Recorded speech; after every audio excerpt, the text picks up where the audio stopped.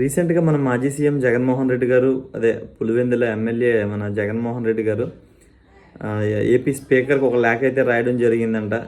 అందులో ఏంటంటే, నాకు మా వైఎస్ఆర్ పార్టీకి ప్రతిపక్ష హోదా ఇవ్వాలి, మేమే ప్రతిపక్షంగా ఉంటాం, ప్రతిపక్షంగా లేకపోతే మేము ప్రజల సమస్యలను మేము అసెంబ్లీలో ప్రజల తరపున మేము పోరాడలేం, కాబట్టి ప్రతిపక్షం హోదా అనేది మాకు కావాలి.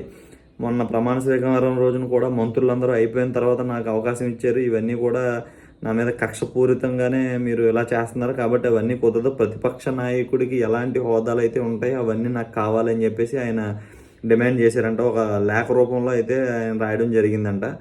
సో తప్పేమీ లేదు, ఆయనకి 11 మంది ఎమ్మెల్యేలు వచ్చారు. లాస్ట్ టైం 151 మంది ఉన్నారు, ఇప్పుడు 11 మంది ఉన్నారు. ఎంతమంది ఉన్నా సరే ప్రజల తరపున ఆయన గొంతుకైతే అసెంబ్లీలో వినపడాలి. కానీ ఆయన డిమాండ్ చేయడంలో మాత్రం ఇంకా నయం, సీఎం కూడా నాకే ఇవ్వాలి, అలాంటి అయినప్పుడు మాత్రం నేను జనాలకి ఏమైనా చేయగలదని అనలేదు.